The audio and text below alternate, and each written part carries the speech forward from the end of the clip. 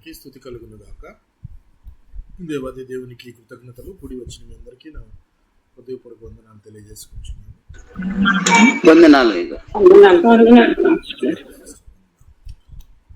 దేవుని వాక్యాన్ని ధ్యానిద్దాం.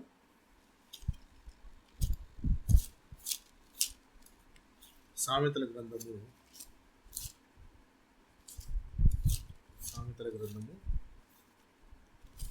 30వ అధ్యాయము. సామెతల గ్రంథము 30వ అధ్యాయము 4వ వచనాన్ని చదువుకొని నేటి వాక్య ధ్యానాన్ని ప్రారంభించుకుందాం.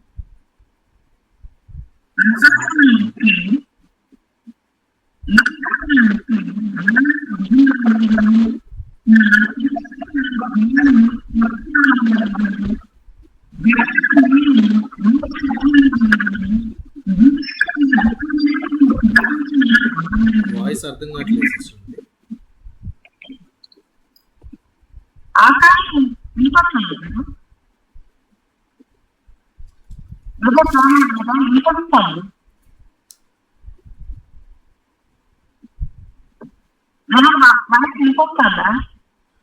వాయిస్ క్లియర్గా లేదు సిస్టర్. ఆకాశంలో ఎక్కి మరలా దిగిన వాడు ఎవడు? తన పిల్లలతో గాలిని పట్టుకున్న వాడు ఎవడు? బట్టలో నీళ్లు మూట కట్టిన వాడు ఎవడు? భూమి యొక్క దిక్కులన్నిటిని స్థాపించిన వాడు ఎవడు? ఆయన పేరేమో, ఆయన కుమారుని పేరేమో నీకు తెలిసి ఉన్నదా? చాలండి, చిన్న ప్రార్థన చేసుకుని వాక్య ధ్యానాన్ని కంటిన్యూ చేసుకుందాం. ప్రేమ నమ్మకం కలిగిన మా ప్రియ పరలోకపు తండ్రి, పరిశుద్ధుడా, నీ పవిత్రమైన పాదాలకు వందనాలు, వేలాది స్తుతులు, స్తోత్రములు తండ్రి. గడిచిన దినములన్నీ కూడా నీ కృపలో భద్రపరిచి మరి ఒక నూతన దినాన్ని మాకు అనుగ్రహించారు. ఈ దినమంతా కూడా మీ కాపుదలు మా అందించారు. అందుని బట్టి మీకు వేలాది వందనములు చెల్లించుకుంటున్నాను. నేను అలాగే ఎంతో ఆసక్తితో కూడి వచ్చిన ప్రతి ఒక్క విశ్వాసిని, వారి కుటుంబాలను మీ కృప కలిగిన హస్తాలకు అప్పచెప్పుకుంటున్నాను. నిండారుగా దీవించి ఆశీర్వదించండి. వారికి రావాల్సిన ఆశీర్వాదాలను అందచేయమని ప్రార్థించి మీ సన్నిధిలో మొరపెట్టుకుంటున్నాను.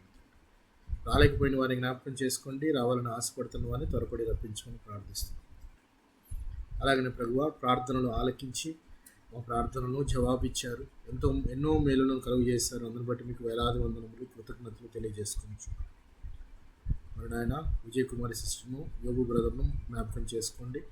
నాయన మీ సంకల్పం చొప్పున వారి ఇరువురిని జతపరిచి మరి ఈ సంవత్సరంలో మీ యొక్క కృపలో భద్రపరిచి ఆయన మరి వారు తలంచిన ప్రతి ఒక్క కార్యక్రమాన్ని సజావుగా వారికి జరిగేట్టు, అలాగే వారి కుటుంబంలో అనేక మేళ్లు కలుగు చేస్తున్న విధానాన్ని బట్టి మీరు స్తోత్రములు, ఇచ్చిన గర్భఫలాన్ని బట్టి మీకు ఎక్కను బహుగా దీవించండి. కుటుంబం అంతా కూడా నాయన నీ సన్నిధిలో వెలగబడే జ్యోతులుగా ఉండులా దీవించి ఆశీర్వదించమని ప్రార్థిస్తున్నాను.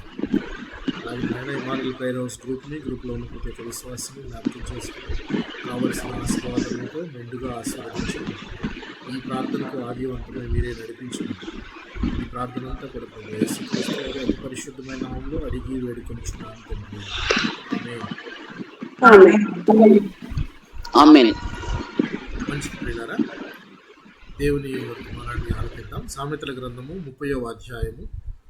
ఈ సామెతల గ్రంథం 30వ అధ్యాయాన్ని మనం ఇంతకుముందు కూడా కొన్ని వచనాలను ధ్యానించాం. జ్ఞాపకం ఉందా మీకు ఎవరికన్నా?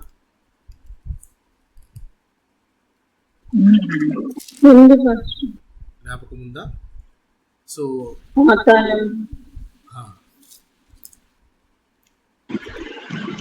చెప్పండి సిస్టర్. ఆకారము కనని గర్భము, నీరు చాలును అనని భూమి చాలును. ఇమ్మను కుమార్తెలు ఇద్దరు కలరు, తృప్తిపడని 3 కలవు, అవి పలకనివి 4 కలవు. అది భిన్నం పాస్టర్ గారు. వెరీ గుడ్, చక్కగా గుర్తుపెట్టుకున్నారు. సో ఈ సామెతలు రాసిన వ్యక్తి ఆగూరు గారు మనం మాట్లాడుతున్నాము. ఈయన సొలొమోను గారి కాలంలో జీవించున్నాడు. అప్పటి కాలంలో ఆయన ఈ యొక్క సామెతను రాస్తున్నాడు. అపరిమితమైన జ్ఞానమును ఆయన సంపాదించుకున్నాడు అని చెప్పి చాలామంది తెలియజేస్తూ ఉంటారు చరిత్రకారులు. అయితే ఈ ఆగూరు గారు రాసిన వచనాల్లో మనం కనుక గమనించినట్లయితే 4వ వచనం ఈరోజు మనం ఈ వచనం చదువుకునే ముందుగా ఆయన ఏం మాట్లాడుతున్నాడో ఒకసారి గమనిద్దాం. సార్ మైక్ ఆఫ్ చేయండి. ఆయన ఏం మాట్లాడుతున్నాడంటే, నరులకు ఉన్న వివేచన నాకు లేదు, నేను జ్ఞానాభ్యాసము చేసుకున్న వాడను కాను.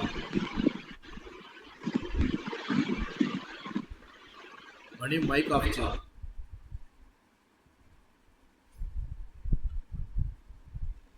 నరులకున్న వివేచన నాకు లేదు, నేను జ్ఞానాభ్యాసము చేసుకున్న వాడను కాను, పరిశుద్ధ దేవుని గూర్చిన జ్ఞానము పొందలేదు, నాకు ఎట్టి జ్ఞానము లేదు అని చెప్తూ నరులకున్న వివేచన కూడా నాకు లేదు. అంటే నేను జ్ఞానములో చాలా తక్కువ స్థాయిలో ఉన్నవాడిని, నిశ్చయముగా మనుషుల్లో నా వంటి పశుప్రాయుడు లేడు అని చెప్తున్నాడు. చెప్తూనే ఆయన చాలా జ్ఞానం కలిగిన మాటలు రాస్తూ ఉన్నాడు. రాసిన మాటలు ఏమన్నా చాలా జ్ఞానం కలిగి ఉన్నవి, కానీ ఆయన అంటున్న మాటలు ఏంటంటే, నాకు జ్ఞానమే లేదు, నేను అసలు నరులతో పోల్చుకుంటే నాకు అసలు జ్ఞానమే లేదు, నరులందరిలో నేను చాలా తక్కువ జ్ఞానం కలిగిన వాడిని అని చెప్తూ ఉన్నాడు. అయితే ఆయన జ్ఞానాన్ని ఎట్టి వాటితో పోలుస్తున్నాడో ఒకసారి కనుక మనం గమనించినట్లయితే ఎంత గొప్ప మాటలు ఆయన రాస్తున్నాడో చూద్దాం. పరిశుద్ధ దేవుని గూర్చిన జ్ఞానము పొందలేదు. దేవుని గూర్చిన జ్ఞానాన్ని పొందటము అని అంటే నిజంగా అది జీవిత సాఫల్యం. ఏదైనా మన జీవితానికి ఒక సాధించాము, ఒక సాఫల్యం ఉంది అని అంటే అది దేవుని గూర్చిన జ్ఞానం. అందుకే దేవుడు అన్న మాట, ముందు ఆయనను, ఆయన నీతిని, ఆయన రాజ్యాన్ని వెతకమన్నాడు. వెతకడము అని అంటే జ్ఞానం కొరకు శోధించడము, జ్ఞాన నిధులు అన్నీ ఆయనలోనే గుప్తమై ఉన్నవి అని చెప్పి మనం చదువుకుంటాం. అయితే ఈయన ఆగూరు గారు ప్రత్యేకంగా రాసిన మాటలు ఏంటి అని కనుక మనం గమనిస్తే, ఆయన 5 ప్రశ్నలు అడుగుతూ ఉన్నాడు. 5 ప్రశ్నలు అడుగుతున్నాడు. ప్రశ్నల్లో ఎంత గొప్ప గూఢార్థాలు ఉన్నాయో ఒకసారి కనుక మనం ఆలోచిస్తే, 5 ప్రశ్నలో మొట్టమొదటి ప్రశ్న, ఆకాశమునకెక్కి మరల దిగిన వాడెవడు? ఎవడు చెప్పండి? ఆకాశమునకెక్కి మరల దిగిన వాడెవడు?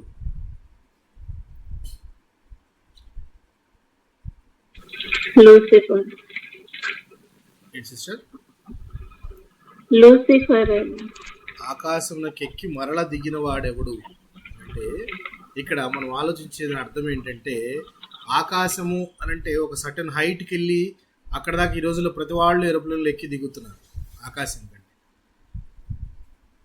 అక్కడ అర్థము అది కాదు, స్వర్గమునకు ఎక్కి వెళ్ళి దిగి వచ్చిన వాడు అని అర్థం. స్వర్గానికి వెళ్ళి అక్కడి నుంచి మరలా తిరిగి వచ్చిన వాడు ఎవరు? ఇప్పుడు అక్కడికి వెళ్ళాలి అంటే ముందు అక్కడి నుంచి రావాలా లేదా? First point. స్వర్గానికి వెళ్ళాలి అని అంటే ముందు అక్కడి నుంచి వస్తే కానీ ఆ దారి తెలియదు మీకు వెళ్ళడానికి. That is the first point. ఏదైనా ఒక ప్రాంతం నుంచి మనం ఫస్ట్ ఆ ప్రాంతానికి వెళితే కానీ మనకు అర్థమవుతుంది, దాని నుంచి మరలా తిరిగి రాగలం. అలాగా స్వర్గం నుంచి ఫస్ట్ వచ్చిన వ్యక్తి ఎవరైనా ఉన్నారు అంటే ఆయన మరలా తిరిగి ఎక్కిపోగలడు. సో ఆగూరు గారు అడిగే ప్రశ్న ఏమని అడుగుతున్నాడు ఆయన? ఆకాశంలోకి ఎక్కి మరల దిగిన వాడు ఎవడు? ఎక్కి మళ్ళా దిగిన వాడు ఎవడు అని అడుగుతున్నాడు ఆయన. ఎవరు అని అడిగితే దీనికి సమాధానం మనం ఎప్పుడు దేనైనా కానీ లేఖనాల్లోనే ఎత్తుక్కుందాం. యోహాను సువార్త 3వ అధ్యాయము 13వ వచనాన్ని ఒకసారి గమనిద్దాం. యోహాను సువార్త 3వ అధ్యాయం 13వ వచనాన్ని ఒకసారి గమనిద్దాం.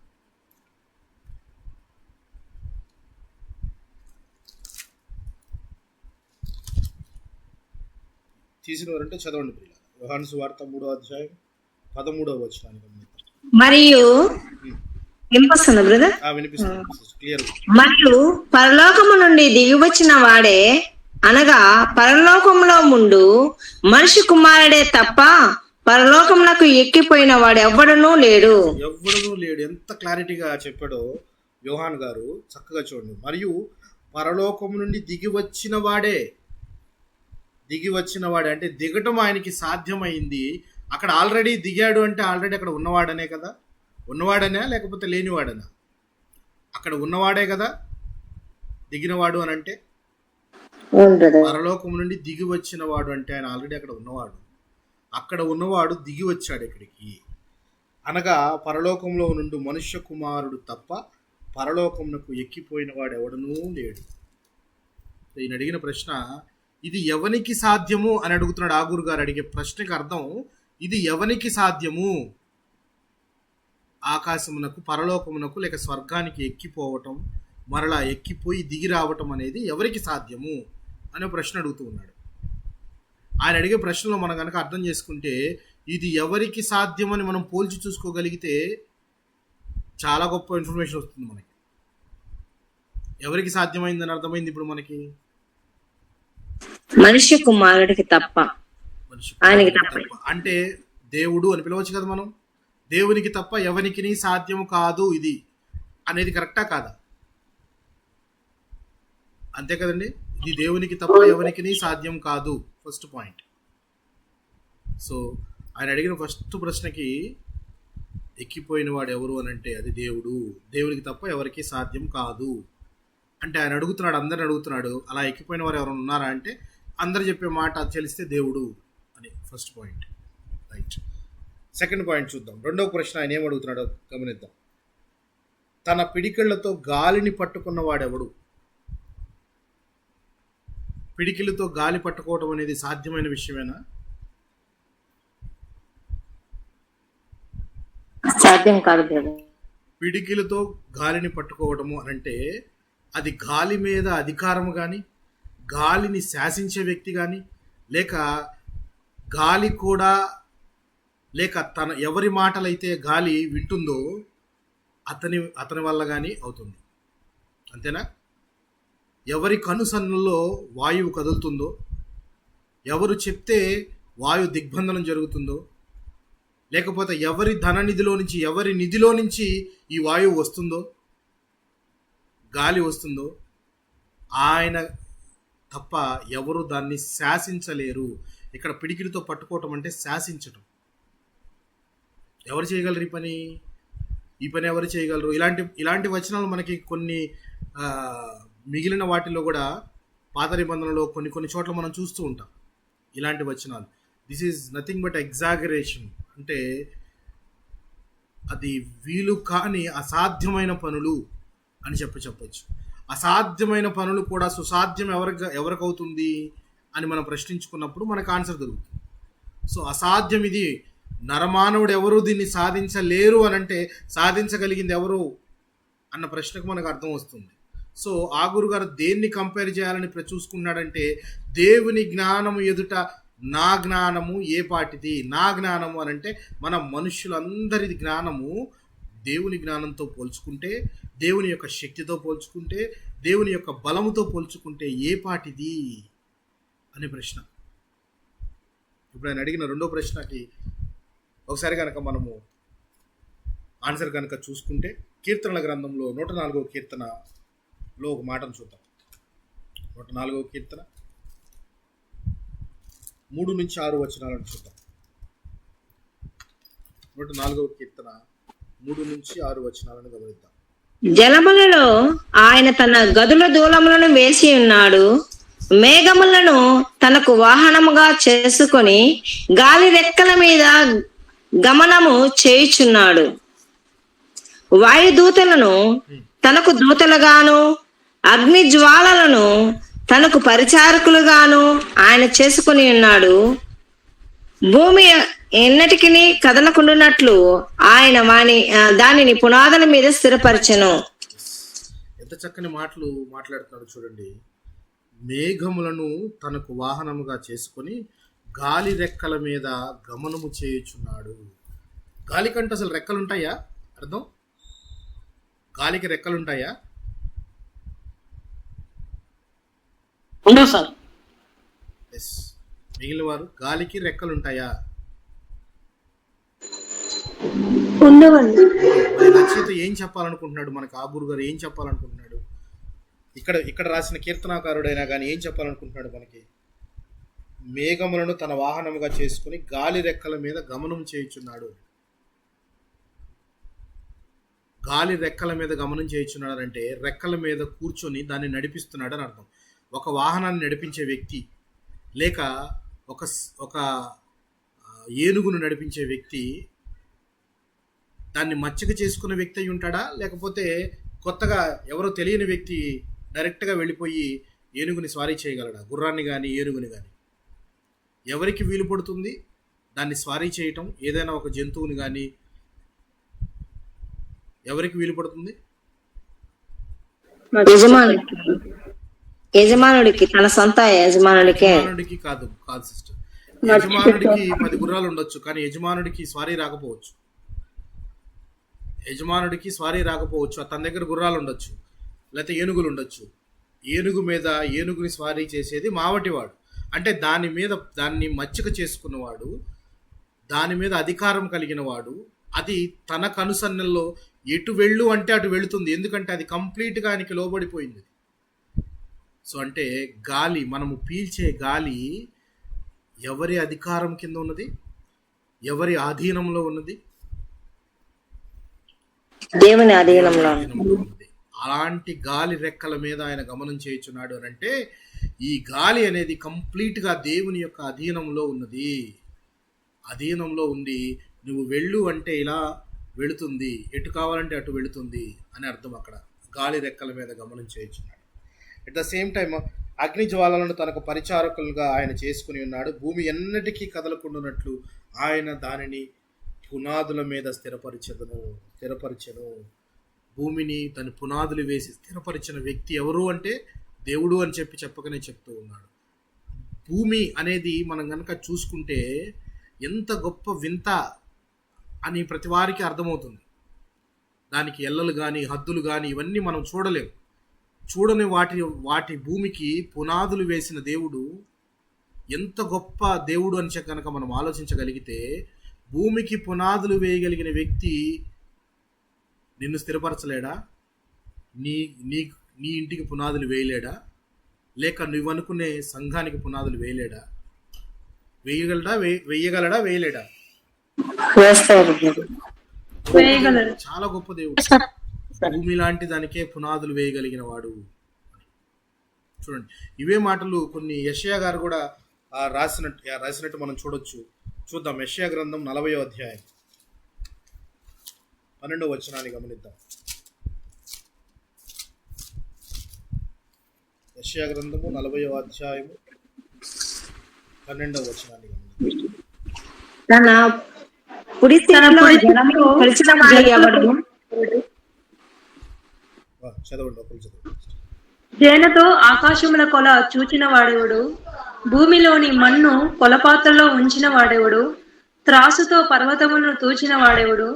తూనిక చేత కొండలను తూచిన వాడెవడు? ఇవన్నీ చూస్తే ఇవన్నీ పాసిబుల్ టాస్క్ లాగా ఉన్నాయా, ఇంపాసిబుల్ టాస్క్ లాగా ఉన్నాయండి? ఇవన్నీ సాధ్యమైనట్టు ఉన్నాయా, అసాధ్యం లాగా ఉన్నాయా? సాధ్యం లాగా ఉన్నాయి. ఫుడ్ సిటీ అంటే అర్థం ఏంటి?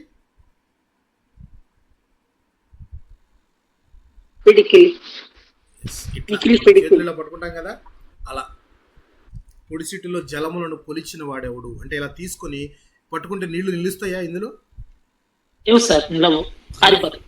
నిలవు.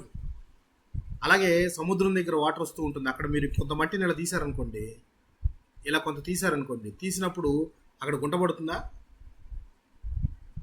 లేదు సార్, వెంటనే మళ్ళీ పూడుకుంటుంది కదా.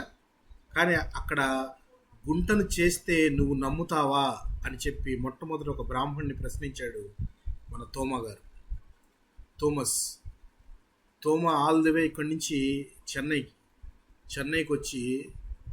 చెన్నైకి వచ్చిన తర్వాత ఆయన మొట్టమొదట ఆయనకి ఎదురుపడిన ఒక బ్రాహ్మణ్ణి అడిగాడు, నువ్వు సంధ్యావందనం చేస్తావు కదా, అప్పుడు ఇట్లా పొడిసిటితో ఇలా మట్టినే తీస్తావు కదా, అక్కడ ఇప్పుడు గుంట పడుతుంది కదా, ఆ పడకుండా నేను గనక చేస్తే నువ్వు నా దేవుడు గొప్పని నమ్ముతావా అని అడిగాడట. ఆయన తీసి చూపించాడంట. అది అలాగే ఉందంట. అది అలాగే ఉంటే ఆయన అప్పుడు నమ్మాడట. నమ్మిన తర్వాత చెన్నై మొత్తంలో సెయింట్ థామస్ ఆయన పేరు మీద మౌంట్ రోడ్ ఉంది, తోమా పేరు మీద. అపోస్తలులలో ఒకడు. అనేకమైన క్రైస్తవ సంఘాలు చెన్నైలో కట్టబడ్డాయి. సో అసాధ్యమైనవన్నీ కూడా సుసాధ్యం చేయగలిగినది మన దేవుడు అన్న సంగతిని మనము మర్చిపోతూ ఉన్నాం. చాలా వరకు మర్చిపోకూడదు. అందుకే జ్ఞాపకం చేయడానికే జానతో ఆకాశము కొల చూచిన వాడు ఎవడు? ఆకాశాన్ని కొలత వెయ్యాలి అంటే జానలు వేసుకుంటూ వెళ్ళాలి. ఎన్ని జానలు పడతాయి? అలా చూడగలిగిన వాడు ఎవడన్నా ఉన్నాడా? భూమిలో మన్ను కొలపాత్ర నుంచిన వాడెవడు? త్రాసుతో పర్వతములను తూచిన వాడెవడు? ఒక త్రాసును పట్టుకొని పర్వతాలను తూయగలడా? ఇవన్నీ కూడా ఇంపాసిబుల్ టాస్క్స్. ఇవన్నీ ఎవనికి సాధ్యం చేయగలిగిన వ్యక్తి ఎవరు? అతని ఎంత శక్తివంతుడై ఉండాలి, ఎంత జ్ఞానవంతుడై ఉండాలి. ఆయన జ్ఞానంతో పోల్చుకుంటే మనం అసలు జ్ఞానం ఏ పాటిది? అటువంటి అంత పెద్ద జ్ఞాని అయిన దేవుడు నిన్ను కృపతో కనికరిస్తూ నీ దినములు పొడిగిస్తూ ఉన్నప్పుడు నీవు ఆయన జ్ఞానాన్ని వెక్కిరించినట్లుగా నీవు ఆయనను వెతకడానికి బదులుగా, ఆయన చిత్తాన్ని నెరవేర్చడానికి బదులుగా నీ యొక్క కార్యక్రమాల్లోనూ నీ పనుల్లోనూ నువ్వు బిజీగా ఉంటున్నావు తప్పితే దేవుని పనిని జరిగించట్లేదు. చూడండి, మరొక మాటను యోబు గ్రంథంలో చూద్దాం. యోబు గ్రంథము 38వ అధ్యాయం.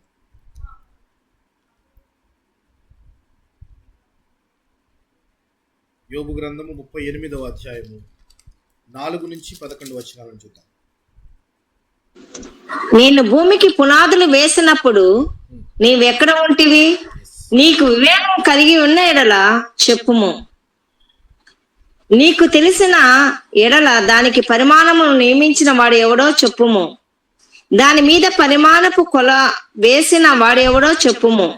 దాని స్తంభముల పాదులు దేనితో కట్టబడినవో చెప్పుము.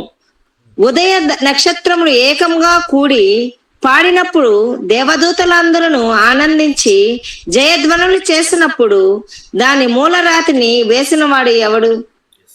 సముద్రము దాని గర్భము నుండి పొర్లిరాగా తలుపుల చేత దానిని మూసిన వాడు ఎవడు? నేను మేఘమును దానికి వస్త్రముగాను గాఢాంధకారమును దానికి పొత్తి గుడ్డలుగాను వేసినప్పుడు నీవు ఉంటివా? దానికి సరిహద్దుని నియమించి దానికి అడ్డగడిలను తలుపులను పెట్టినప్పుడు నీవు ఇంతవరకే గాని మరి దగ్గరకు రాకూడదనియు ఇక్కడనే నీ తరంగములు పొంగు అనపబడననియు నేను చెప్పినప్పుడు నువ్వు ఉంటివా? చూసారా ఎంత చక్కగా యోబు గ్రంథంలో ఎంత గొప్ప మాటలు మాట్లాడుతున్నాడో చూసారా? ఒక పునాది వేయబడినప్పుడు, పునాది ఒక సంఘానికైనా ఒక దేవుని సంఘానికైనా ఒక పునాది వేయబడినప్పుడు ఆకాశంలో దేవదూతలందరూ కూడా ఎంతో ఆనందపడుతూ తప్పట్లు కొడుతూ ఆనంద ధ్వని చేస్తారట. ఇదే సన్నివేశం మనకి ఎజ్రా గ్రంథంలో కనబడుతుంది. ఎజ్రా గ్రంథంలో పునాది వేసినప్పుడు బిగ్గరగా కేకలు వేస్తూ చాలామంది పాటలు పాడుతూ, కొంతమంది అయితే ఏడుస్తూ, కొంతమంది అయితే ఆనందంతో ధ్వనులు చేశారు అనే మాట ఉంటుంది. జ్ఞాపకం ఉందా మీకు? ఆనందంతో శబ్దం చేస్తే కొంతమంది బాధతో శబ్దం చేశారు. అంటే ఒక దేవుని యొక్క మందిరానికి పునాది వేయబడినప్పుడు ఎంత శబ్దము కలిగిందో. అయితే భూమికి అలాంటిది. భూమికి పునాది వేసినప్పుడు ఎవడున్నాడు అసలు? భూమికి పునాది వేసినప్పుడు నువ్వు ఉన్నావా? అంటే నీకు జ్ఞానము నువ్వు తెలుసుకోవడానికి భూమికి పునాది వేసినప్పుడు నీవు ఉన్నావా? నీకు తెలుసా దాని పరిమాణం ఎంతో? తెలుసా దాని సైజు, దాని వెయిట్ నీకు తెలుసా? అసలు మూలరాతిని వేసిన వాడు ఎవడు? ఆ వేసేటప్పుడు నువ్వు చూసావా? ఒక ఇల్లు కట్టబడేటప్పుడు, సంఘం కట్టబడేటప్పుడు, ఏదైనా కట్టబడేటప్పుడు దానికి కార్నర్ స్టోన్ అని చెప్పేసి ఎవరినో ఒకరిని పిలిపించి వేస్తూ ఉంటాం, పునాది వేయిస్తూ ఉంటాం. అలాగా దేవుడు భూమికి పునాది వేసినప్పుడు ఎవరైనా చూసారా? భూమికి పునాది వేసినప్పుడు అసలు ఎవరికన్నా చూడటానికి వీలైందా? చూడండి ఎంత గొప్ప మాట మాట్లాడుతున్నాడు. ఉదయ నక్షత్రములు ఏకముగా కూడి పాడినప్పుడు దేవదూతలందరూ ఆనందించి జయధ్వనులు చేసినప్పుడు దాని మూలరాతిని వేసిన వాడెవడు? భూమికి పునాది వేసినప్పుడు ఉదయ నక్షత్రాలన్నీ కూడి పాడినాయట. దేవదూతలందరూ, అంటే దేవుని కుమారుల్ని పిలువబడే వాళ్ళందరూ కూడా ఎంతో ఆనందించారట, ఎంతో ఆనందించారు. సో ఇక్కడ కూడా దేవుని సంఘమైన లేక ఆత్మీయంగా మనమైన ఒకరు బాప్తిజం తీసుకుని రక్షణలోకి వెళ్ళినా అప్పుడు వారు ఒక దేవాలయంగా కట్టబడుతున్నట్టు, మనం ఒక సంఘం కట్టబడుతున్నప్పుడు అయినా ఆకాశ నక్షత్రాలన్నీ కూడా కూడి జయధ్వానాలు చేస్తాయట. ఎంతో ఆనందంగా దేవునికి ఆనందకరమైన పనులు జరుగుతున్నాయి అంటే అన్ని ప్రకృతి కూడా ఎంతో ఆనందంగా ధ్వని చేస్తుంది అని చెప్పి రాయబడు. చూడండి, గాఢాంధకారము మేఘమును దానికి వస్త్రముగాను, సముద్రానికి హద్దులు కూడా ఏర్పాటు చేసింది నేనే అని చెప్తున్నాడు. చూడండి, సముద్రం ఎవరు ఏర్పాటు చేశారు, దానికి హద్దులు ఎవరున్నాయి, నీ తరంగము నీ యొక్క అలలు ఇక్కడ దాకే రావాలి అని హద్దులు ఏర్పాటు చేసింది ఎవరు? సో ప్రతి దానికి దేవుడే మూల కారణం.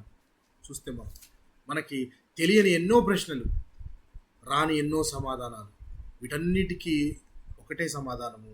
ఇవన్నీ చేయగలిగిన వ్యక్తి ఎవరు చెప్పండి? దేవుడు ఒక్కడే. దేవుడు ఒక్కడే, ఆయన ఒక్కడే.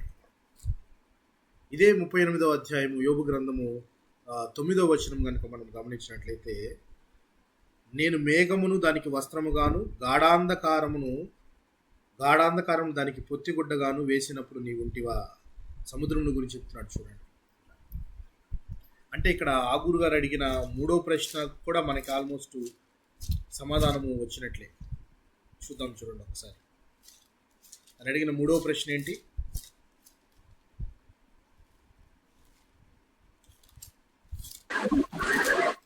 బట్టలో నీళ్లు మూట కట్టిన వాడు ఎవడు? భూమి యొక్క దిక్కులన్నింటినీ స్థాపించిన వాడు ఎవడు? బట్టలో నీళ్లు కట్టడం అని అంటే నీళ్లను బట్టలో మనం కట్టగలమా? కడితే ఉంటాయా? అవి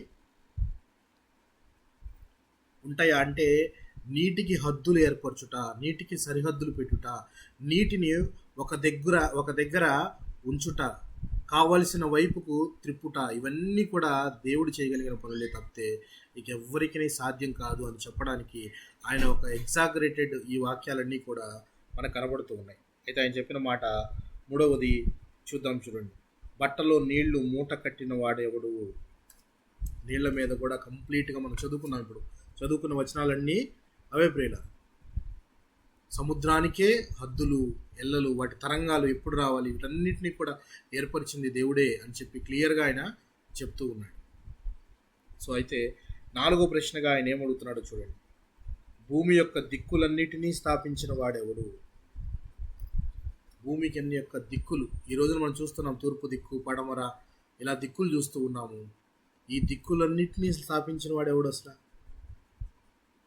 దీనికి ఈ దిక్కు, ఇది ఈ దిక్కు అని దిక్కులు పెట్టింది ఎవరు అని కనుక మనం ఆలోచిస్తే యెషయా గ్రంథంలో ఒక మాట ఉంటుంది, చదువుకుందాం. చూడండి, యెషయా గ్రంథము 40వ అధ్యాయము 28వ వచనాన్ని చూద్దాం.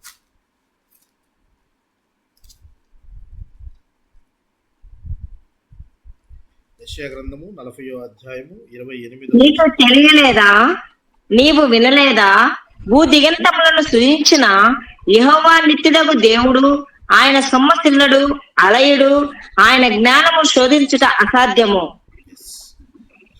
నీకు తెలియలేదా, నీవు వినలేదా?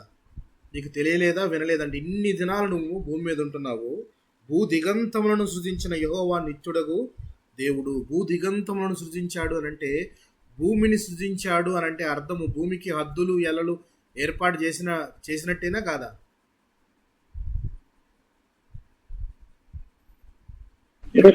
దేవుడు భూమిని సృజించాడు అన్నప్పుడు ఏదైనా ఒక వస్తువు తయారు చేసినప్పుడు అది ఎంత సైజు ఉండాలి, ఎంత పొడవు ఉండాలి, ఎంత వెడల్పు ఉండాలి, ఎంత బరువు ఉండాలి అనేది తయారు చేసిన వ్యక్తికి క్లియర్గా ఐడియా ఉంటుందా లేదా? అందుకే ఆయన నీవు వినలేదా, భూ దిగంతములను సృజించిన యెహోవా నిత్యుడగు దేవుడు, ఆయన సొమ్మసిల్లుడు, అలయుడు, ఆయన జ్ఞానమును శోధించుట అసాధ్యము. అసలు ఆయన జ్ఞానాన్ని శోధించుట అసాధ్యం. ఆయన జ్ఞానంతో పోల్చుకుంటే మన జ్ఞానం అసలు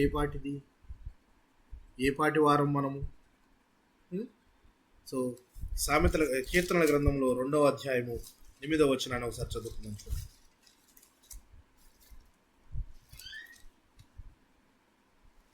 కీర్తనల గ్రంథము 2వ అధ్యాయము 8వ వచనం. నన్ను అడుగుము, జనములను నీకు శ్వాసముగాను, భూమిని దిగంతం వరకు సొత్తుగాను ఇచ్చెదను. నన్ను అడుగుము, జనములను నీకు స్వాస్థ్యముగాను, భూమిని దిగంతముల వరకు సొత్తుగాను ఇచ్చెదను.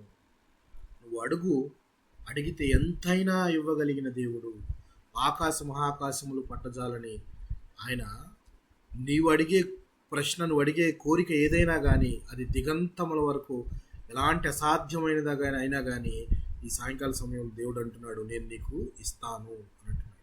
అంటే నువ్వు అడగాలి, అడిగేవాడుగా మనం ఉంటే, మొరపెట్టుకునే వారముగా మనం ఉంటే మన మొరలను ఆలకించి ఆయన మనకు ఏదైనా ఇవ్వగలిగేవాడుగా ఉన్నాడు. ఇది కాదు, ఇది అసాధ్యము, ఇది ఎవ్వరు ఇవ్వలేరు అనుకునేవి కూడా దేవుడు ఇవ్వగలడా లేదా?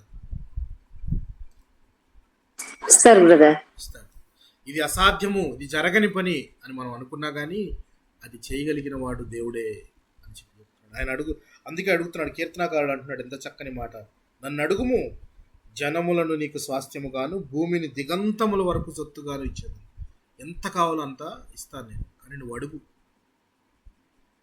కానీ అయితే అడిగితే ఒకటే గుర్తుపెట్టుకోండి, ఎప్పుడైనా దేవుణ్ణి మనం అడిగినప్పుడు దేవుడు అది మనకి బహుమతిగా ఇచ్చాడు అనుకుందాం, లేక దేవుడు ఇచ్చిన దాన్ని మనం బహుమానంగా ఫీల్ అవుతామా లేదా? బహుమానంగానే ఫీల్ అవుతామా? అవుతాను బ్రదర్. సో దేవుడిచ్చిన ప్రతి ఈవి పరసంబంధమై, మనకి ఇవ్వబడిన ప్రతి ఈవి పరసంబంధమై దేవుడి దగ్గర నుంచి వచ్చినదిగా భావించాలి మనం. ఎట్ ద సేమ్ టైం గుర్తుపెట్టుకోవాల్సింది ఏంటంటే, దేవుడు మనకి ఏదైనా బహుమతి ఇచ్చాడు అని అంటే దాని వెనక రెస్పాన్సిబిలిటీ కూడా ఉంటుంది, బాధ్యత కూడా ఉంటుంది. దేవుడు నీకు ఒకటి అప్పగించాడు, బహుమానంగా ఇచ్చాడు, దానిని వెనక చేయాల్సిన పని కూడా ఉంటుంది, దాని వెనక బాధ్యత కూడా ఉంటుంది. ఆశీర్వాదం అనేది ఊరికనే రాదు. ఆశీర్వాదం కింద ఏముంటుంది? నువ్వు ఆశీర్వదింపబడాలి అనంటే కింద కండిషన్ ఉంటుందా లేదా? ఉంటుందా? ఉంటుందని ఉండదండి. కానీ దేవుని ప్రేమ ఒక్కటే అన్కండిషనల్ లవ్. ఆయన ప్రేమకు మాత్రం ఏ కండిషన్ లేదు. ఆయన ప్రేమను పొందాలంటే ఏ కండిషన్ అవసరం లేదు, కండిషన్ అవసరం లేదు. ఎందుకంటే ఆయన నీతిమంతుల మీదకి అనీతిమంతుల మీదకి సమానమైన ప్రేమను కురిపించే వ్యక్తిగా ఉన్నాడు.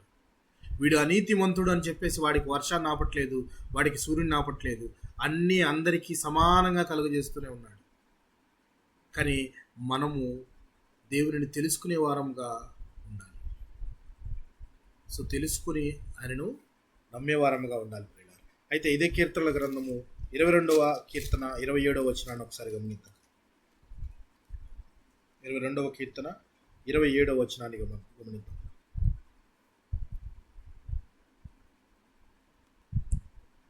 భూదిగంతముల నివాసులందరూ జ్ఞాపకం చేసుకుని యెహోవా తట్టు తిరిగెదరు, అన్యజనుల వంశస్థులందరూ నీ సన్నిధిని నమస్కారము చేసెదరు.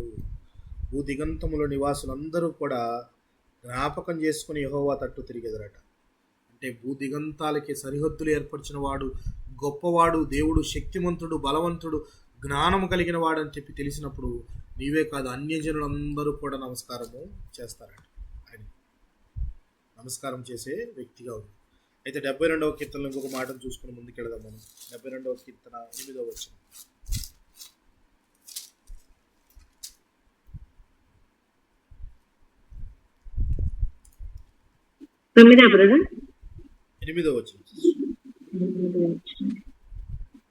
సముద్రం నుండి సముద్రం వరకు, ఎఫ్రటీస్ నది మొదలుకొని భూదిగంతల వరకు అతడు రాజ్యము చేయును. సముద్రం నుండి సముద్రం వరకు, యూఫ్రటీస్ నది మొదలుకొని భూదిగంతముల వరకు అతడు రాజ్యం చేయాలి.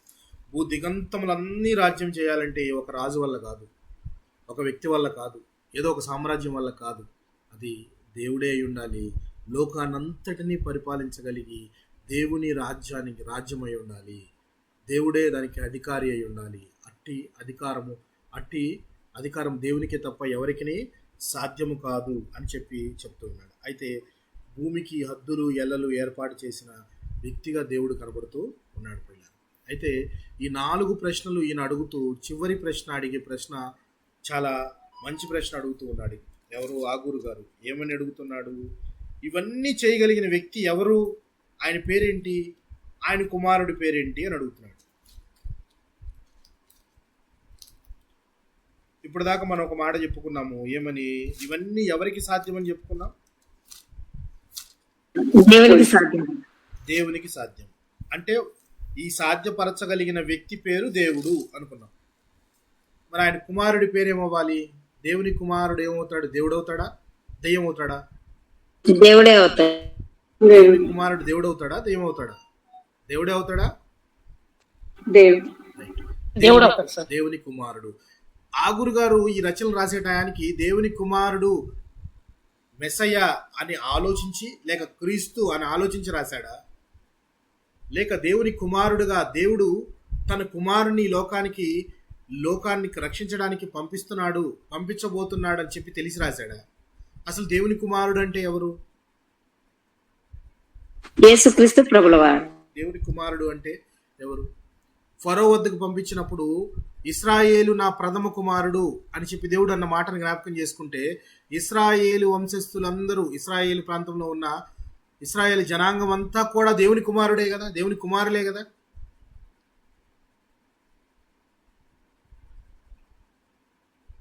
అవునా కదా? మరొకసారి చెప్పండి కదా. ఫరో దగ్గరికి వెళ్ళినప్పుడు దేవుడు చెప్పే మాట, ఫరోతో చెప్పమన్న మాట, ఇశ్రాయేలు నా యొక్క ప్రథమ కుమారుడు అని చెప్పిన మాటను మనం చదువుకుంటాం. అనే మాటను చదువుకుంటాం మనం. జ్ఞాపకం ఉందా మీకు? చూద్దాం ఆ మాటను పోరి. నిర్గమాకాండము 4వ అధ్యాయము 22వ వచనాన్ని గమనిద్దాం. నిర్గమాకాండము 4వ అధ్యాయము 22వ వచనాన్ని గమనిద్దాం. అప్పుడు నీవు ఫరోతో, ఇజ్రాయేలు నా కుమారుడు, నా జ్యేష్ఠ పుత్రుడు. చాలు. ఇశ్రాయేలు నా కుమారుడు, నా జ్యేష్ఠ పుత్రుడు అంటే ఇక్కడ దేవుని కుమారుడు అని ఎవరు పిలువబడుతున్నారు? ఇక్కడ ఇశ్రాయేలు ప్రజలందరినీ కలిసి నా జ్యేష్ఠ పుత్రుడు, నా ఫస్ట్ సన్ అంటున్నాడు దేవుడు. ఇక్కడ ఇశ్రాయేలు మొత్తాన్ని నా జ్యేష్ఠ పుత్రుడు అని పిలుస్తూ ఉన్నాడు. ఇక్కడ నా కుమారుడు అని పిలుస్తూ ఉన్నాడు. అదే హోషేయ గ్రంథంలో మనం ఒక మాట చూద్దాం, చూడండి. హోషేయ గ్రంథము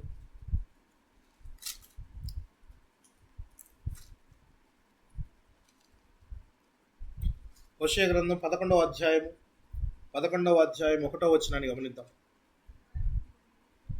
హోషేయ గ్రంథము 11వ అధ్యాయం 1వ వచనాన్ని గమనిద్దాం. ఇశ్రాయేలు బాలుడై ఉండగా నేను అతని ఎడల ప్రేమ కలిగి నా కుమారుని ఐగుప్తు దేశంలో నుండి పిలిచి తిని.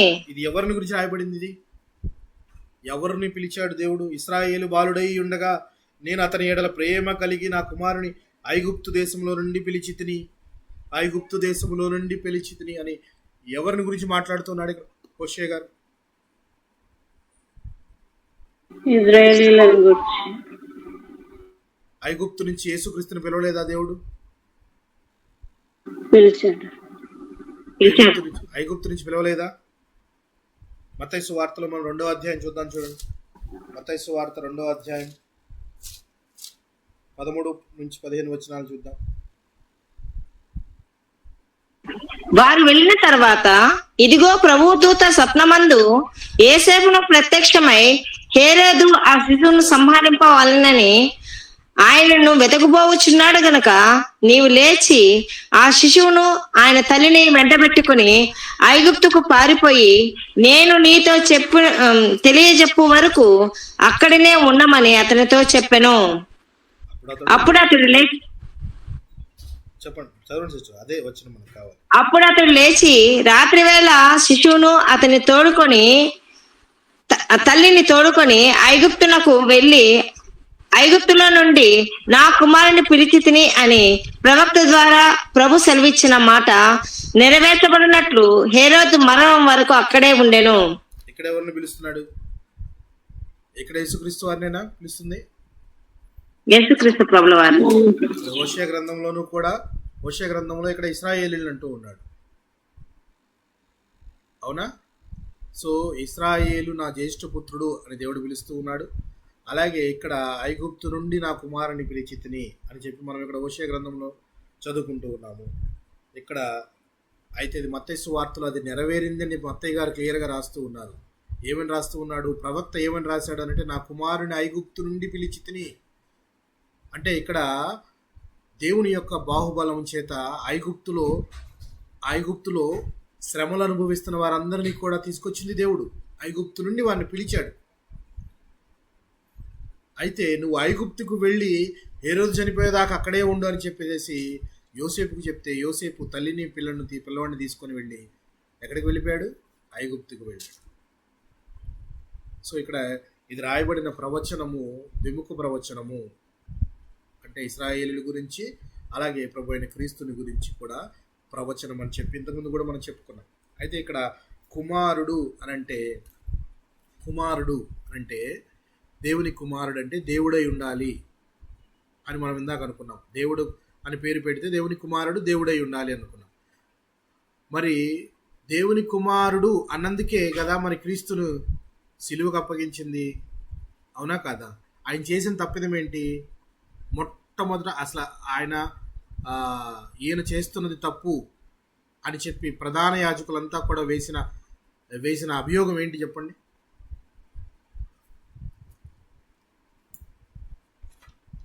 దేవుని కుమారుడు అని చెప్పడం వల్ల. ఎందుకు దేవుని కుమారుడు అంటే తప్పేంటి?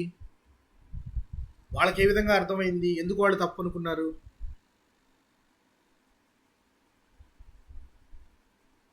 మాకు దేవుడు ఒక్కడే అని ఆయనే దేవుడు యెహోవా దేవుడు అనుకున్నారు, కానీ ఇక్కడ దేవుని కుమారుడు అని వాళ్ళు అంగీకరించలేదు. అంటే వాళ్ళు గొప్ప వంశంలో పుట్టి వస్తాడు అనుకున్నారు. దేవుని కుమారుడే. వాళ్ళు చెప్పింది ఏంటంటే అక్షరార్థంగా తీసుకున్నారు దాన్ని. దేవుని కుమారుడు అని అన్నాం అనుకోండి, ఇక్కడ ఒక ప్రశ్న మనం ఆగి ఆలోచించాలి. ఇస్కరియోతు యోధాకి ఒక పేరు ఉంటుంది, ఒక బిరుదు ఉంది. ఏంటా పేరు? యోహాను సువార్త 17వ అధ్యాయం 12వ వచనంలో ఉంటుంది. చూడండి ఒక మాట. యోహాను సువార్త 17వ అధ్యాయము 12వ వచనంలో ఉంటుంది. చూడండి. నేను వారి వద్ద ఉండగా నీవు నాకు అనుగ్రహించిన వారిని నీ నామమందు కాపాడి తిని నేను వారిని భద్రపరిచితిని గనుక లేఖనం నెరవేరును, నాశన పుత్రుడు తప్ప వారిలో మరి ఎవడనూ నశింపలేదు. ఎవరి నాశన పుత్రుడు? యూదా ఇస్కరియోతు. ఇస్కరియోతు యోధా తండ్రి పేరు నాశనమా? ఇస్కరియోతు యోధా తండ్రి పేరు నాశనమా? మరి ఎందుకు నీకు నాశన పుత్రుడు అని పేరు పెట్టారు? ఎందుకు ఈయనకి నాశన పుత్రుడు అని పేరు పెట్టారు? ఈయన నశించి నా పుత్రుడు అంటే తన పుత్రుడే, కానీ నాశనం అయిపోయినాడు మరణానికి. ఆయనకి నాశన పుత్రుడు ఎందుకు పెట్టారు? ఫర్ ఎగ్జాంపుల్ క్రీస్తుని యోసేపు కుమారుడు అన్నాం అనుకోండి, కరెక్టే. యోసేపు ఆయన తండ్రి. వడ్రంగివాణి కుమారుడు అన్నాం అనుకోండి, కరెక్టే, కుమారుడు. మనుష్య కుమారుడు అన్నాం అనుకోండి, అది కూడా కరెక్టే. ఇక్కడ మనము ఇస్కరియోతు యోధాని నాశన పుత్రుడు అని ఎందుకు అంటున్నాం? అతని తండ్రి పేరు నిజంగా నాశనం. అతని తండ్రి పేరు నిజంగా నాశనం కాదు. అతని స్వభావము, అతని యొక్క క్రియలు సాతానుతో సంబంధికంగా దేవుడిని అప్పగించిన క్రియలను బట్టి నాశన పుత్రుడు అని చెప్పి రాయబడు. నిజంగా నాశన పుత్రుడు అవుతాడా? అవుడు. ఇక్కడ కూడా వీళ్ళు అర్థం చేసుకుంది ఏంటంటే దేవుని కుమారుడు అని అంటే అప్పటిదాకా వాళ్ళకి దేవుడు ఒక రూపంలో కనబడుతూ వచ్చాడా? యూదులకు పాత నిబంధన గ్రంథం అంతా మీరు ఆలోచించుకుంటే దేవుడు ప్రవక్తల ద్వారా మాట్లాడటం కానీ, మేఘవాణి ద్వారా మాట్లాడటం కానీ, అగ్ని ద్వారా మాట్లాడటం కానీ ఇలాగ జరిగింది తప్పితే ఒక మనుష్యుని రూపంలో వాళ్ళందరికీ కనబడటం అనేది యూదులకు అంతకుముందు జరిగిందా? లేదు. సో ఇప్పుడు వీళ్ళందరికీ ఏంటంటే తీసుకున్న అర్థం ఏంటంటే దేవుడే దిగొచ్చాడని చెప్తున్నాడు కదా ఈయన దేవుడు ఎట్లా అవుతాడు? ఈయన కళ్ళ ముందు యోసేపుకు మరియకు పుట్టి ఆ కుటుంబంలో 30 సంవత్సరాలు పెరిగి మన కళ్ళ ముందు తిరిగిన వ్యక్తి దేవుడు ఎలాగవుతాడు? అది వాళ్ళ ఇబ్బంది ఏంటంటే ఈ 30 సంవత్సరాలు మన కళ్ళ ముందే పెరిగాడు కదా, వడ్రంగి పని చేశాడు, సమాజ మందిరంలో కూర్చొని లేఖనాలు చదివాడు, అందరితో చర్చించాడు, ఓకే అపారమైన జ్ఞానం ఉందనుకున్నాం, ఈయన నిజంగా ఆయన కుమారుడేనా అనుకున్నాము.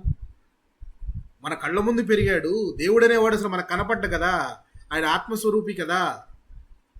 ఇప్పటి వరకు ఉన్న విషయాలు మనం గనక గమనించినట్లయితే ఎక్కడ లేదే, దాఖలాలు లేవే. ఈయన మనిషి కుమారుడు ఎలా అవుతాడు? దేవుని కుమారుడు ఎలా అవుతాడు ఈయన? అయితే ఇక్కడ ప్రధాన యాజకుడు అడిగిన ప్రశ్నకు నువ్వు దేవుని కుమారుడు అంటే క్రీస్తు అన్న మాట నీవు అన్నట్టే.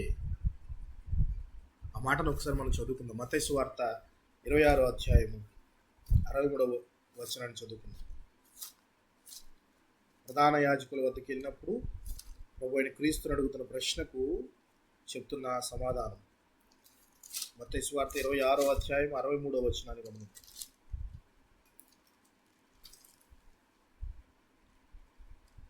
26వ అధ్యాయము 63వ వచనాన్ని గమనించండి.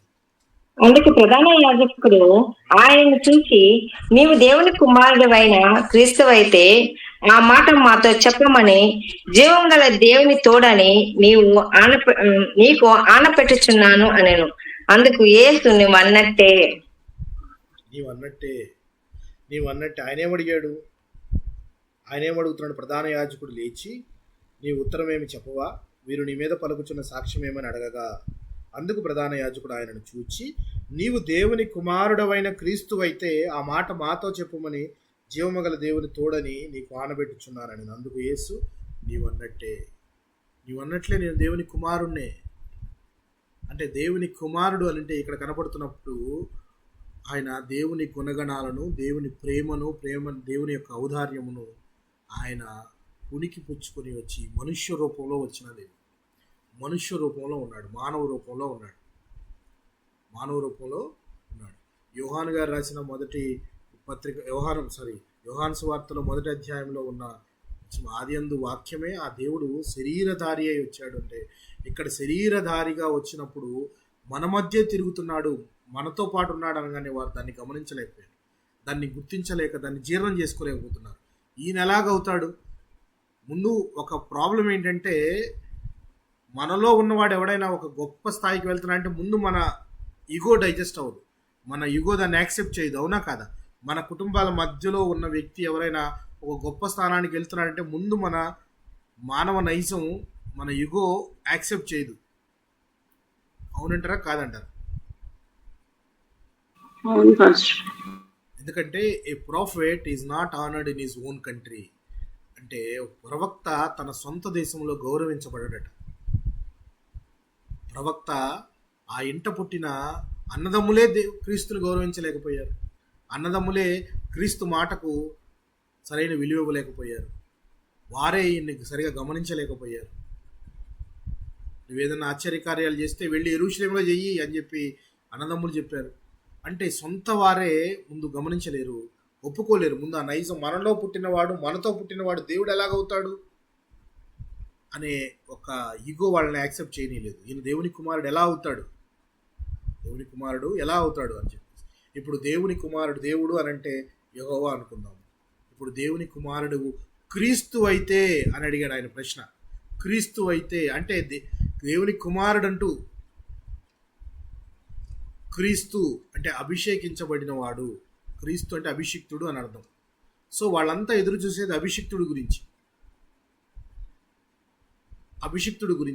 ఆ క్రీస్తు అయితే అంటే దేవుని కుమారుడు పుడతాడు, క్రీస్తు అని లేఖనాలన్నీ చెప్తున్నాయి. వెనక చాలా లేఖనాల ఆధారాలు ఉన్నాయి.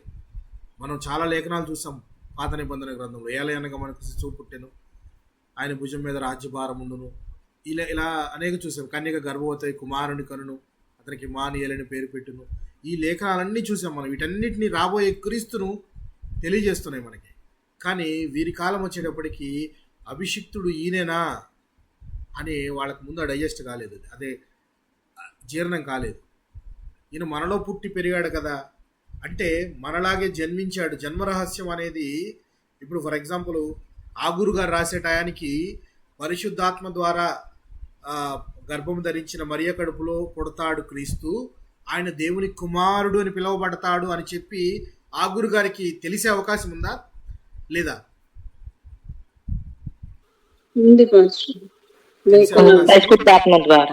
ఎలా తెలిసే అవకాశం ఉందంటే లేఖనాల యొక్క ఆధారాలతో తెలిసే అవకాశం ఉంది. ఎందుకంటే లేఖనాలు చదివే వ్యక్తి అయితే, ఎందుకంటే ఆది కాండంలోనే ఆయన గురించి ప్రవచనం రాయబడింది. ఏ ప్రవచనం ఉంది? ఆది కాండంలో 3వ అధ్యాయం 15వ వచనాన్ని ఒకసారి నీకును స్త్రీకిని స్త్రీ సంతానమునకు నీకును వైరము కలుగును. ఎస్, మరియు నీకును స్త్రీకిని నీ సంతానములకు ఆమె సంతానములకు వైరము కలగజేసాను, అది నిన్ను తల మీద కొట్టును, నీవు దాన్ని మడమ మీద కొట్టెదవని చెప్పాను. అంటే సాతానుని జయించడానికి ఒక వ్యక్తి స్త్రీ గర్భం నుంచి రావాలి అని చెప్పి తెలుసు. అంటే అనాదిగా ఉన్న లేఖనాలను బట్టి ఆయన దేవుని కుమారుడు, ఆయన పేరేంటి ఈయన పేరేంటి అని అంటే ముందు ఆ జ్ఞానం మీకుందా అని అడుగుతూ ఉన్నాడు. దేవుని పేరు తెలుసుకోగలిగిన ఇంట్రెస్ట్ మీకుందా? ఇవన్నీ కలగజేసింది. భూమికి పునాదులు ఏర్పాటు చేసింది, సముద్రానికి హద్దులు ఏర్పాటు చేసింది, అలాగే తన పొడిసిట్టులో జలాన్ని పట్టుకోగలిగింది. ఇలాంటి అసాధ్యమైన కార్యక్రమాలు ఎన్నో చేయగలిగిన వ్యక్తి ఎవరు? చేయగలిగిన అతను ఎవరు అంటే దేవుడు. ఆయన పేరేంటో మీకు తెలుసా? యెహోవా అని మనం చదువుకున్నాం. ఆయన కుమారుడి పేరేంటో మీకు తెలుసా? నథింగ్ బట్ ఆయన కుమారుడు ఎవరు? జీసస్ క్రైస్ట్, ప్రభు అయిన యేసుక్రీస్తు. ప్రభు అయిన యేసుక్రీస్తు. ఇక్కడ ఆగురు గారు చెప్పిన దానికి సమాధానం ఏంటంటే ఆయన దేవుని జ్ఞానంతో పోల్చుకుంటున్నాడు. దేవుని జ్ఞానం ముందు మనం అసలు ఏ పాటి వారము, ఆయన శక్తి ముందు ఏ పాటి వారము, ఆయన గుణగణాల ముందు కానీ ఆయన బలం ముందు కానీ అసలు మనం ఏ పాటి వారము? ఇంత గొప్ప భూమిని స్థాపించిన దేవుడు నిజంగా ఆలోచిస్తే కొన్ని కోట్ల మంది ప్రాణుల్లో నువ్వు ఎటువంటి వాడివి? అసలు లక్ష్య పెట్టడానికి నరుడు ఏపాటి వాడు? అయినా నీ ప్రార్థన ఆలకిస్తున్నాడా లేదా దేవుడు? ఇది ప్రశ్న. ఇది గొప్ప ప్రశ్న. ఏంటంటే మన ప్రార్థనలను ఆలకిస్తున్నాడా లేదా దేవుడు? మన దినాలను పొడిగిస్తూ, ఎన్నో మేళ్లను కలుగజేస్తూ, కుటుంబ సమృద్ధిని కలుగజేస్తూ, సంతోషాన్ని కలుగజేస్తూ, గర్భఫలాన్ని ఇస్తూ, చక్కని ఇళ్లను ఉండటానికి మంచి నివాసయోగ్యమైన స్థానాలను మనకు కల్పిస్తూ, సంఘంలో మంచి స్థానాన్ని కల్పిస్తూ మనం నడిపిస్తున్న దేవుడు మన ప్రార్థనలు ఆలకిస్తున్నాడు. ఇది గొప్ప విషయం. ఎన్ని రకాలైన ఎన్ని ప్రార్థనలు ఆయన సన్నిధికి చేరితే అన్ని ప్రార్థనలకు జవాబు ఆలకిస్తూ ఉన్నాడు. మనము ముఖ్యంగా దేవునికి కృతజ్ఞతాబద్ధులమై ఉన్నాము. ముందు దేవుని యొక్క కుమారుడి పేరు ఎవరో మనం తెలుసుకోవాలి. దేవుని కుమారుడు అనగానే మన ప్రభు అయిన క్రీస్తు అని చెప్పి తెలుసుకున్నాం. క్రీస్తును ఎరిగామా లేదా అనేది చాలా ఇంపార్టెంట్. ఎరగటము అని అంటే దేవుని కుమారుడు క్రీస్తు అని చెప్పి నాకు తెలుసు అని చెప్పడం కాదు. అన్ని విషయాల్లో క్రీస్తు నీవు ఎరిగి ఉన్నావా? అన్ని విషయాల్లో క్రీస్తు నీవు ఎరిగి ఉన్నావా? ఆయన నడిచిన విధానము, ఆయన నడక, ఆయన నడత, ఆయన గుణము, ఆయన ప్రేమ, ఆయన ఔదార్యము, అలాగే ఆయన యొక్క జ్ఞానము,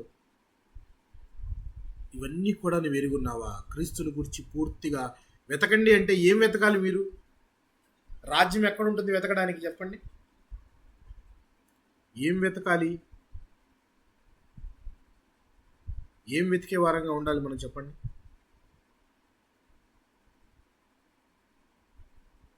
రాజ్యం నీతిని మొదట ఆయన రాజ్యము నీతిని అంటే ఎక్కడ ఉంటుంది? ఆయన రాజ్యము వెతకాలి. రాజ్యము నీతిని వెతకండి అంటే ఏం వెతకాలి? మనము వెతకాలి అని అంటే ఒకటే అర్థం, క్రీస్తుని గురించి క్షుణ్ణంగా తెలుసుకోవాలి, మనం పూర్తిగా ఎరగాలి. మనం అంటే దేవుణ్ణి పూర్తిగా ఎరగాలి. దేవుణ్ణి పూర్తిగా ఎరగాలి అని అంటే మనము లేఖనాలను పరిశోధించాలి క్రీస్తుని గురించి. ఎందుకంటే క్రీస్తే మనకు జ్ఞానం. పౌలు గారు కొరింథీయులకు రాసిన పత్రికలో ఒక మంచి మాటను రాస్తున్నాడు, చదువుకొని మనం ముగించుకుందాం. కొరింథీయులకు రాసిన మొదటి పత్రిక, పౌలు కొరింథీయులకు రాసిన మొదటి పత్రిక 1వ అధ్యాయము 24వ వచనాన్ని గమనిద్దాం.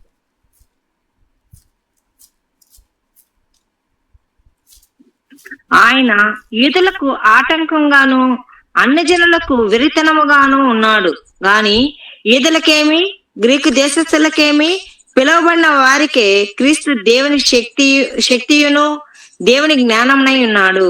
దేవుని జ్ఞానము క్రీస్తు. గుర్తుపెట్టుకోండి, దేవుని జ్ఞానము క్రీస్తు అంటే పిలువబడిన వారికే క్రీస్తు దేవుని శక్తియు దేవుని జ్ఞానమునై ఉన్నాడు అని చెప్తూ చివరి వచనం 30వ వచనం చూద్దాము. అయితే ఆయన మూలముగా మీరు క్రీస్తు యేసునందున్నారు. ఆయన మూలంగా మీరు క్రీస్తు యేసునందున్నారు అని చెప్తున్నాడు. ఇక్కడ మనము ఇంతకీ సామెతల గ్రంథం ద్వారా ఆగూరు గారి ద్వారా మనం తెలుసుకోవాల్సిన మాటలు ఏంటయ్యా అంటే, అసాధ్యాన్ని సైతం సుసాధ్యం చేయగలిగిన దేవుడు మనకున్నాడు. ఆ దేవుణ్ణి నీవు ఎరగాలి, ఆ దేవుని కుమారుడు ఎవరో ఎరగాలి అని చెప్తూ ఉన్నాడు. చెప్తూ ఆయన చెప్పిన మాటలను, చివరి మాటలు మనం జ్ఞాపకం చేసుకుందాం. చూడండి. సామెతల గ్రంథము 30వ అధ్యాయము 5-6 వచనాలను చదువుకుందాం. 5-6 వచనాలను చదువుకుందాం.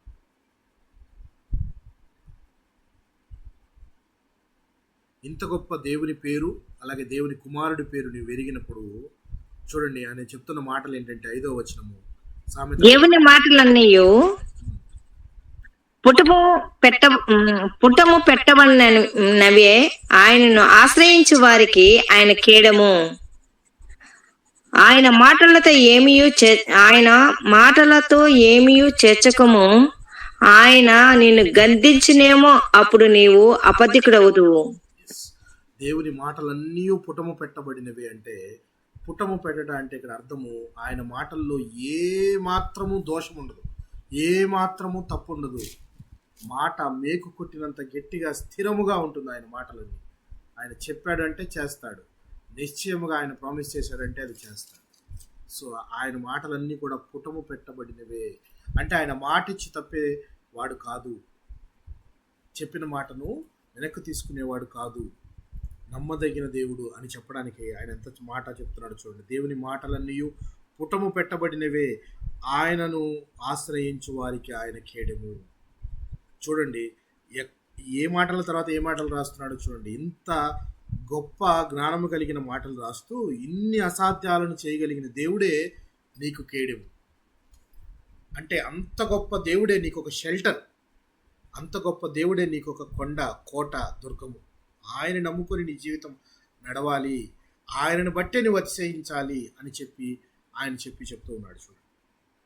ఆయన మాటలతో ఏమీ చేర్చకము. ఆయన మాటల్లో మనము యాడ్ చేసి చెప్పేది ఏముండదు, తీసేయడానికి కూడా ఏమీ లేదు, ఏమీ కలపడానికి లేదు. ఆయన నిన్ను గద్దించునేమో, అప్పుడు నీవు అబద్ధికుడు వగదువు. సో ఇక్కడ ఆగూరు గారు మనకి చెప్తున్న మాట, గొప్ప దేవుడైన మన దేవుణ్ణి మనము ఆశ్రయ దుర్గముగాను కేడెముగాను చూడాలి. ఎందుకు చూడాలి అని చెప్పడానికి ముందు ఆయన కారణాలు చెప్పాడు. 1-2 ఎన్ని కారణాలు చెప్పాడు? ఆకాశానికి ఎక్కి మరల దిగిన వాడెవడు? స్వర్గానికి మనం పిలిచే హెవెన్ కానీ, పారడైజ్ కానీ, వీటన్నిటికీ దారి తెలిసిన వాడు, అంటే అక్కడి నుంచి వచ్చిన వాడే తిరిగి వెళ్ళగలడు. అంటే దేవుని యొక్క గొప్పతనాన్ని మనకి తెలియజేస్తూ, అంత గొప్ప దేవుణ్ణి నువ్వు ఆశ్రయించేవాడిగా, ఆయన కేడెముగా, ఆయనే నీకు దుర్గముగా నువ్వు ఫీల్ అవ్వాలి, ఆయన్ని బట్టే అతిశయించాలి అని చెప్పకనే ఆయన మనకి చక్కగా వివరిస్తున్నాడు. మనము దేవుని యొక్క గొప్పతనము తెలిసినా కూడా ఇంకా మనము దేవుణ్ణి ఆశ్రయించకుండా, దేవుని యొక్క నీతిని లేక ఆయన రాజ్యాన్ని వెతకకుండా, ఆయన గురించి తెలుసుకోకుండా ఉన్నామేమో, వెనుకబడకుండా మనము ఆయన గురించి తెలుసుకోవడానికి మనం ఎక్కువ ప్రయత్నము చేయాలని చెప్పేసి ఈ సాయంకాలం వేళ మీకు మనవి చేస్తున్నాను. దేవుడి కొద్ది మాటలను మన వినికిడిలో దీవించి ఆశీర్వదించును గాక. ఆమేన్.